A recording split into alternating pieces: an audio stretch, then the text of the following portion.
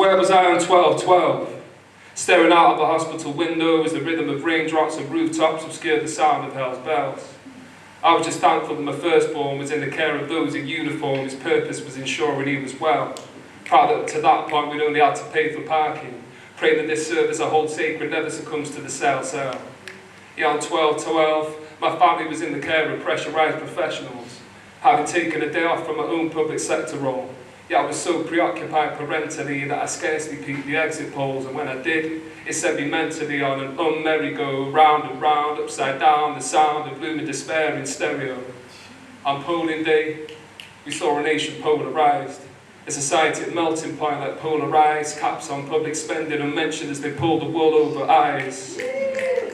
On polling day, we saw a nation polarised, a kingdom that won't unite, where the plebs are supposed to toe the line and there's a clear divide between everybody else and the rich, powerful, old and white. The poster guys and gals of corporate sponsored xenophobic lies, eat tonight well-spoken types, but I bet they'd have the wackest bars at the open mic. Yeah. This is the state of play for politics in the present day, where policies aren't a priority, and the public are peppered with social media posts, celebrity selfie poses and populist slogans like, "Get Brexit done." Repeated over and over like a form of hypnosis, leading even lifelong Labour voters to quote-unquote hold their noses, as though this expression denoted an inability to notice the odour of the bullshit being spoken, and somehow erase their recollection of previous generations whose livelihoods were stolen. What a 180, what a line to cross. Ironic how you crucified yourself when you scribed a cross inside that box. Except it's not merely a case of self-sacrifice, because it will mean that many more lives are lost. The hand that purports to feed you needs biting off, because another hand is taken simultaneously, knowing your distracted eyes won't clock. A silver-tongued shepherd leads the blind as the last lambs get behind the flock. But for those of us that are onto it, if you take a stand and just stand by and watch. This 29 general election was equivalent to a second referendum. The masses are mesmerised and manipulated by this mantra, "Get Brexit done," emboldening bigots to tell immigrants and the children of immigrants to return to from whence they've come. In a seemingly endless sea of blue, cities like Manchester and Liverpool provide a few islands of red where they've never read the sun. And if you're also onto it, will you just stand by and watch, or stand on the right side of history, instead of standing on the right side with these Tories, because right now complacency is complicity.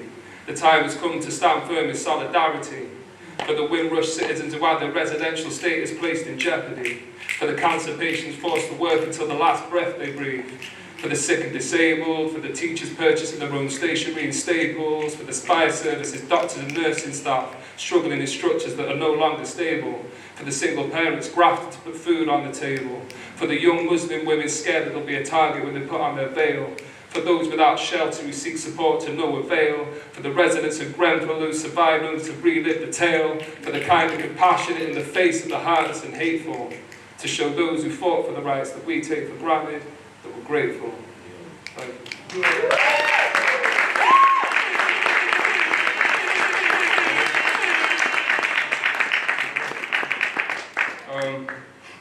I'm going to end on a completely different note. My son recently turned 2. He's developed into like a beautiful little man, but also very, very difficult little guy.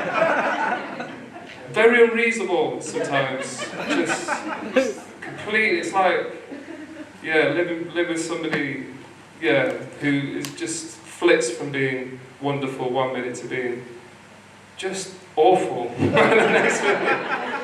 But this is about that anyway. We call it the terrible twos. For us, it kind of kicked in about terrible 22s, terrible 22 months. So it goes like this. It's very short. The turbulent times of the terrible 22s, where a teething toddler turns into a teeny tiny tin pot tyrant, and ticklish titters turn into Tasmanian devil-like tantrum tornadoes, with torrents of tears that trouts the Trent or the Thames.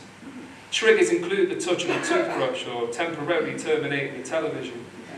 This troubled tetchy tot might twat my temple with a toy truck or train, or topple his Tommy teepee all over the tabletop, tepid tributaries trickling onto my toes. Time for the trusty tea towel. Ah, the terrible twos, where a teething toddler turns into a teeny tiny tin pot tyrant that will take place today and tomorrow, I'm taken aback by the transformation. It's tiring.